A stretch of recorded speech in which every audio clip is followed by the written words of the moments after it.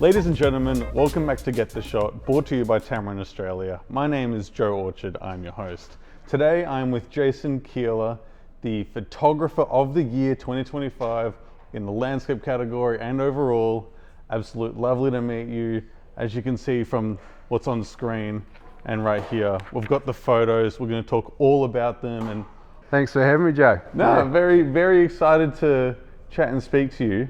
Your photos are so interesting. There was nothing else like it in the competition. I think we're going to get straight into it. Tell me about them and the story of these photos. So, heading home from work, I usually take a bit of any random roads to get home. I was running quite late, getting home. I was heading along the highway and I noticed a reduction burn, and I thought, that's an opportunity to take some photos. So any opportunities I sort of leap at, and this had me pulling up. So I had the fire service were on the other side of the road, keeping an eye on the fire, and I pulled up right beside the fire and jumped out with my camera. This was at 10 o'clock at night, and they must have thought, who's this idiot? So this was quite late into the evening, right? 10 o'clock at night, and and I just started clicking away, and it was absolutely mesmerising. So the flames just creeping into the back of and just then popping and lighting up the ground as they went. So it had me just sort of following it just with intrigue. So I was in my thongs. I quickly had black feet. I rang my partner Chris and said, I'm going to be late home tonight. I've got something to shoot. So. Are you normally this impulsive when it comes to photography? Absolutely. Really? All the time. That's the only way to go for you? Yeah, very, very impulsive. If I see something I like, I'll leap out and get into it. How long were you in this environment for? So I was there for about 3 hours, I think, following the fire up the road. Were your eyebrows just... Yeah. No, they weren't on fire or anything. It was quite just a nice slow burn. So I just sort of followed it up the road, moved my car every now and again, and was also framing up traffic, like trucks going past, where I got the shot where it pulls the light. So I had those going each way.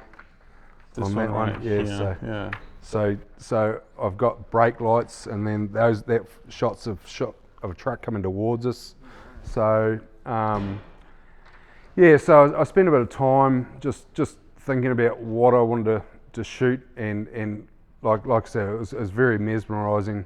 Then I spied the culvert, the one with the culvert under the road. So there was a square culvert under the road, and I actually went under the road, set my camera up, and as the fire went past, I managed to get a couple of shots, and that one there, as soon as I got that shot, I went, that's the shot. Is that your favourite? That's my, well, I've got two favourites, but yeah, that one and that one with the little spot fires in it.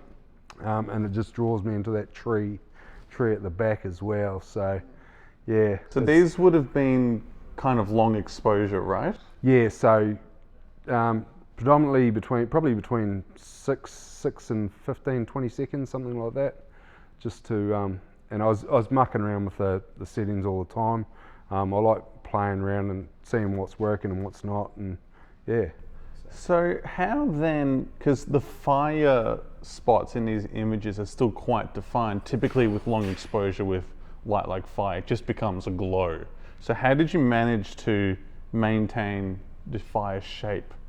Well, because they're little spot fires, there's a little bit of movement in them, but it was just trying to get that balance. So like I say, there's a lot of, I probably took over 300 shots in the 3 hours. So there was a lot of mucking around, just seeing what was working, what wasn't. Very much on the cuff, on the fly, but adjusting as need be.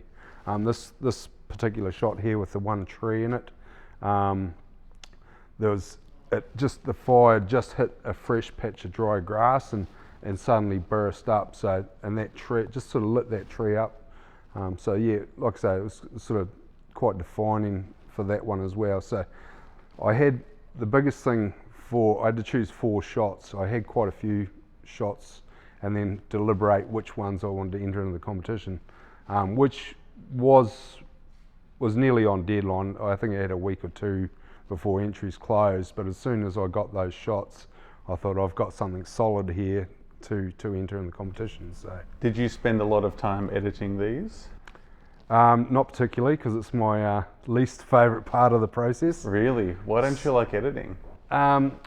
Just the time factor, I suppose. One of my mates always said, you try and get what you can in camera right first, and then it makes the rest of the process easy. So I sort of work on that basis a lot of the time, and try to get what I want in the photo sorted, and then we go for the editing, minimal editing if I can. Yeah. So what was your reaction to winning not only landscape but overall? Off the chart. I was stoked. So stoked. It's last year was absolute ripper year for me in my photography.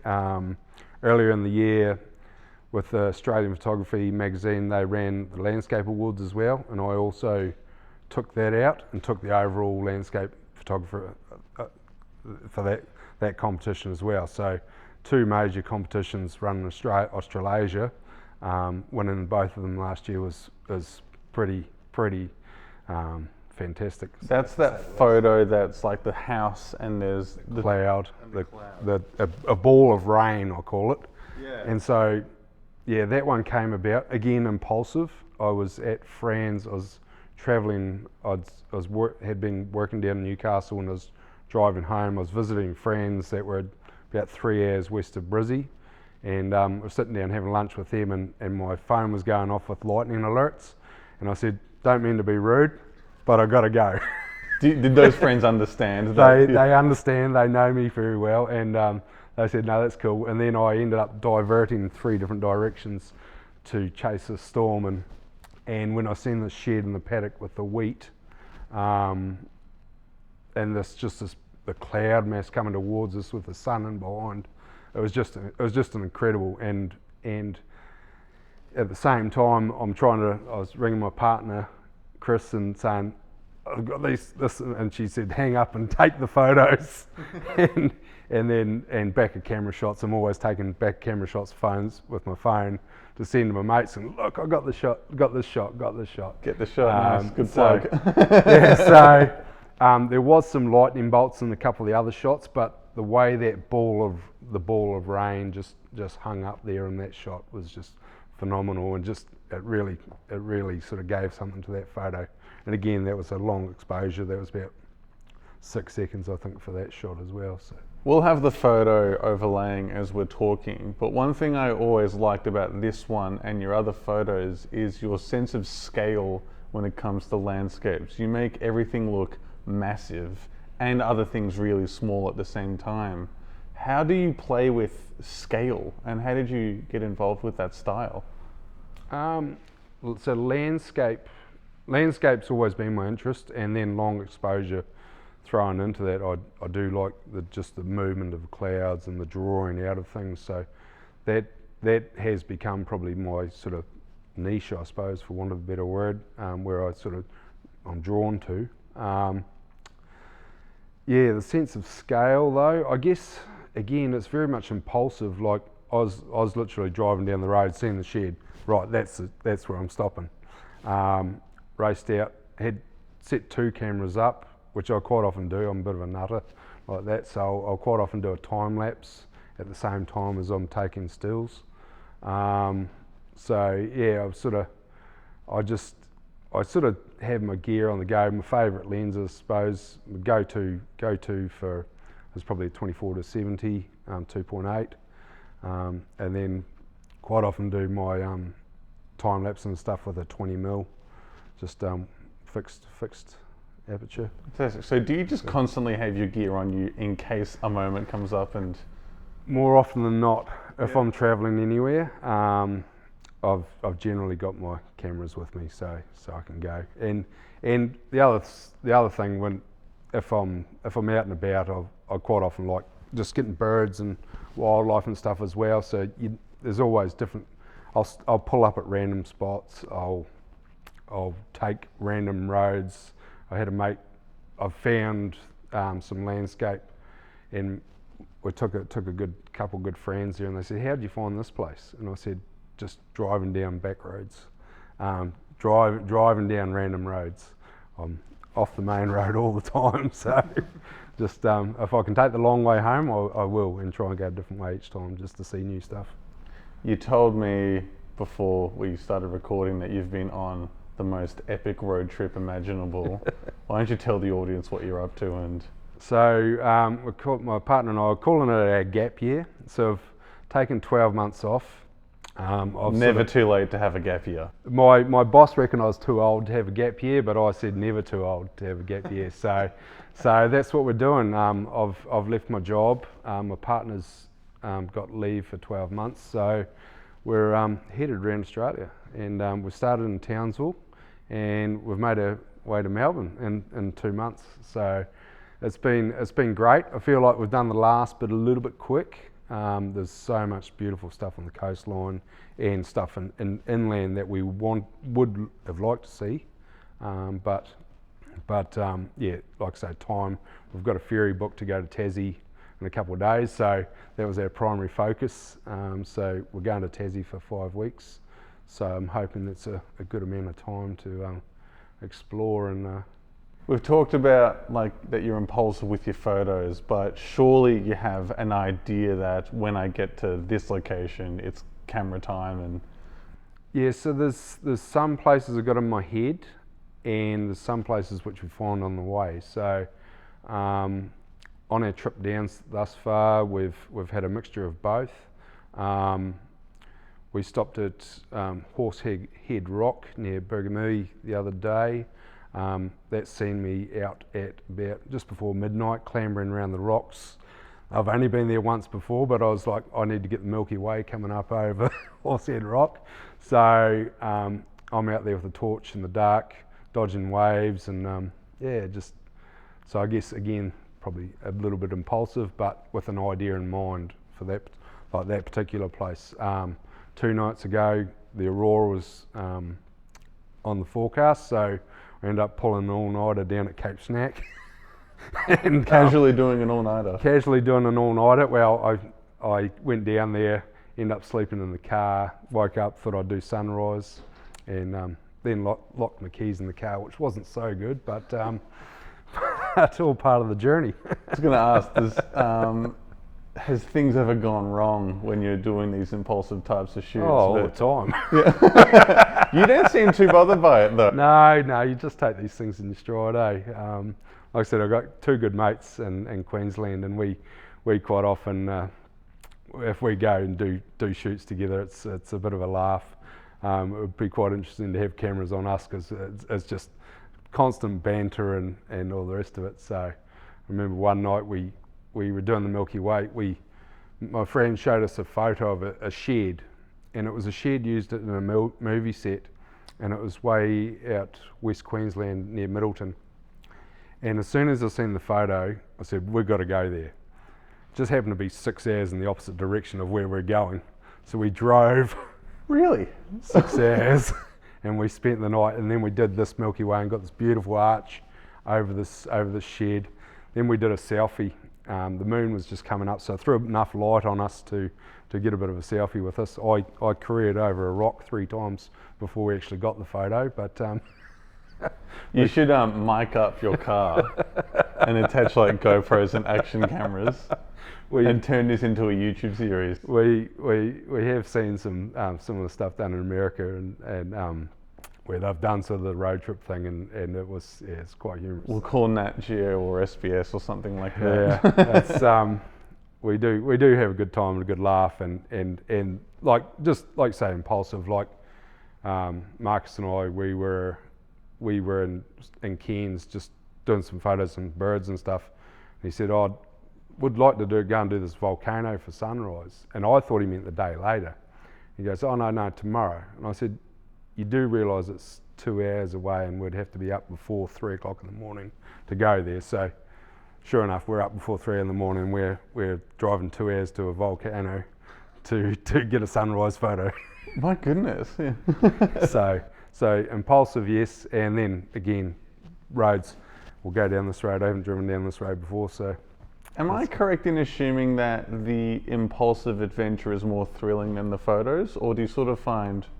I get great pleasure out of the photos as well, but there's a story behind every photo, and I guess for the people seeing that photo, they don't always get the story, but the connection for myself and my friends, if we're doing stuff like that, my partner, for me, that's the bit that gives it meaning, I think with a lot of photos as well, there's a hint of story, and so learning the full story, can be something fun, but keeping it mysterious can also be kind of interesting at the same time. Like, how did they do that, or how did they pull that off? Yes. But now, when listening to you speak, I know that you were having a laugh the entire time. Oh, we do.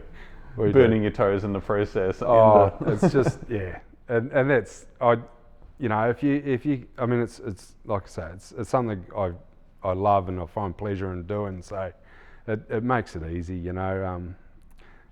some people might call me nuts. Like I say, I'm out there. You're good energy. It's okay. Yeah. That's it.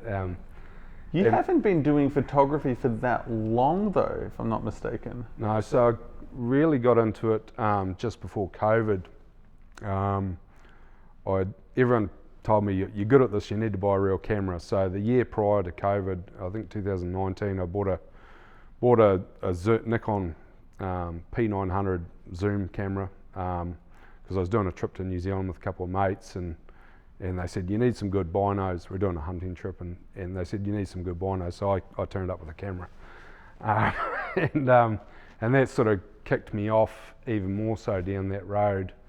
And then I got into it over COVID. I guess it's always been there.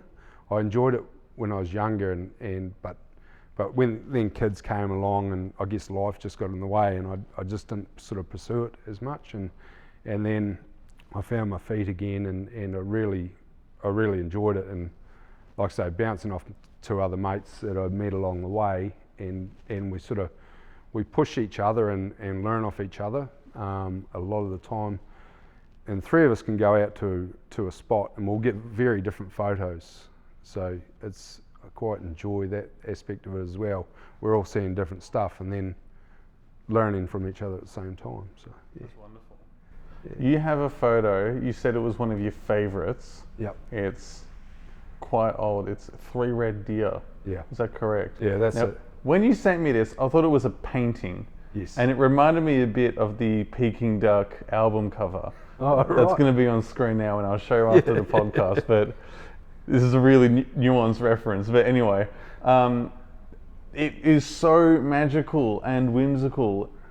Tell me the story of this one. So I was at my good friend John Ollenberg's place, and he lives about 3 hours northwest of Brisbane.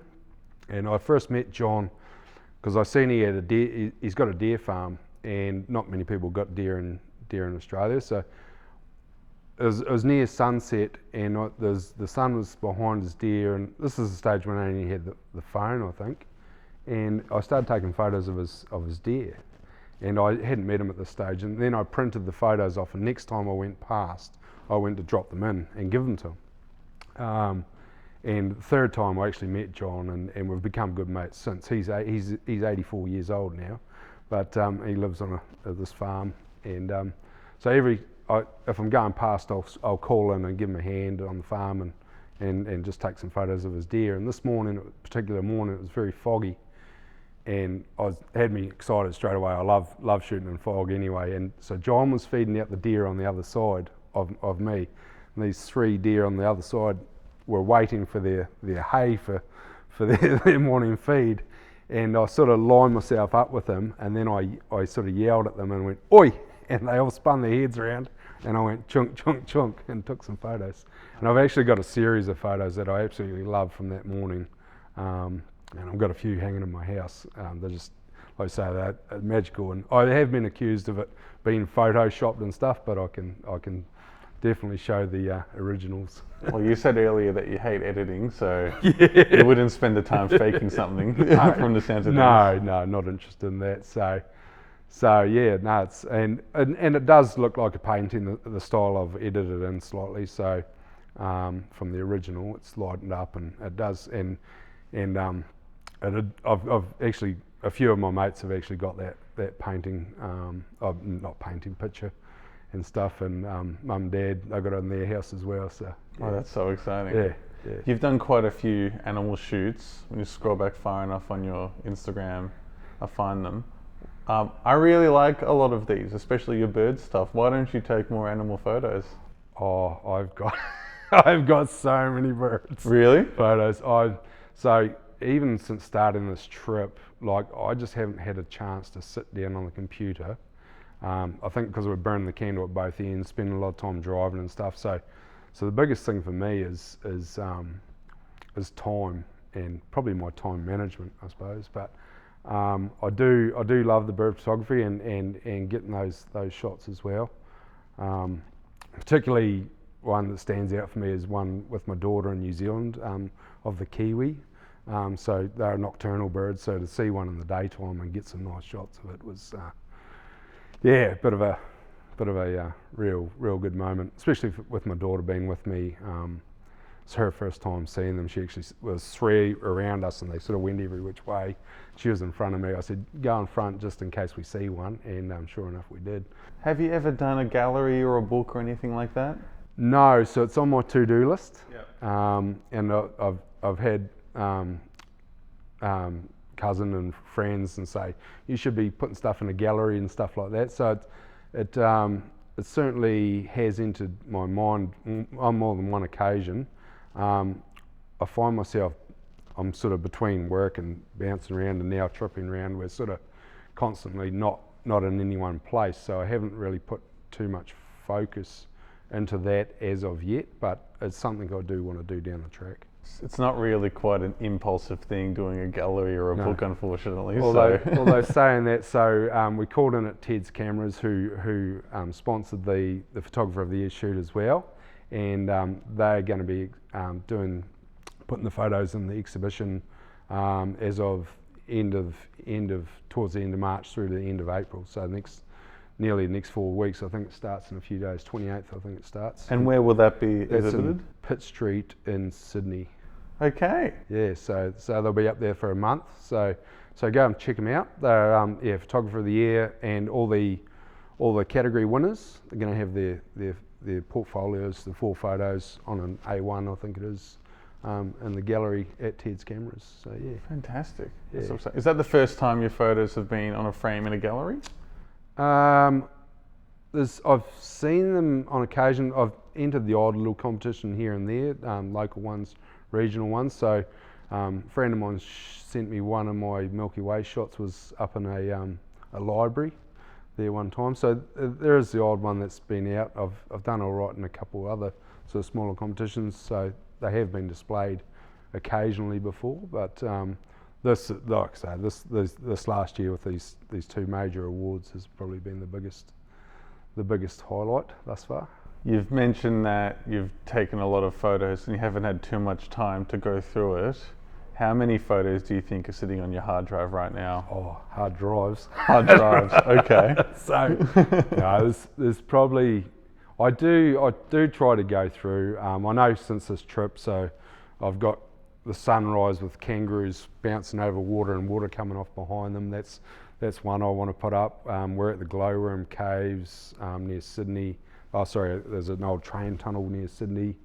Got some awesome shots there the other week. So there's a few highlight ones that stand out to me that are waiting in the wings. Horsehead Rock with Milky Way, that turned out really nice the other day. So there is shots there on the hard drive. I know, again, time to go through and sort and start, especially when you start doing bird photos and stuff, you're peeling them off. So yeah.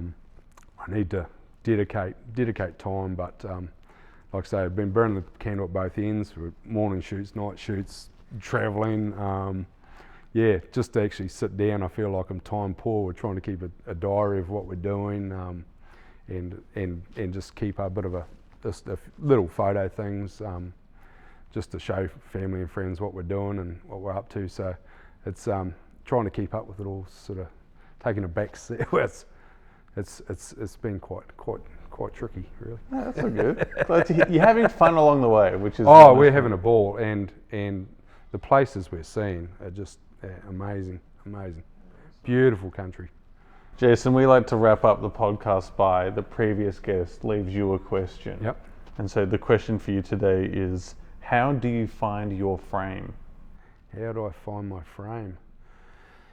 I think it's instinctive.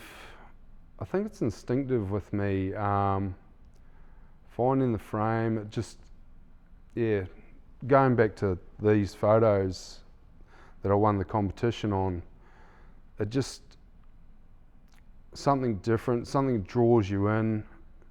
Because generally I'm not cropping much either when I'm doing photos. So I guess, like I say, finding that in camera, getting it right in camera. So I guess it's just what my eyes attracted to, what I captured. I call myself eye capture is what I call myself. So it's just what I'm drawn to more than anything, instinctively. Yeah. Super interesting. Jason, this has been such an interesting chat.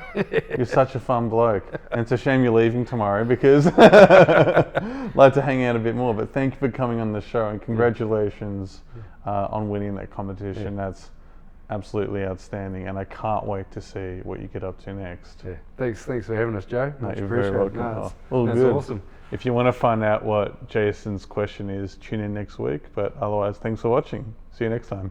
Cheers.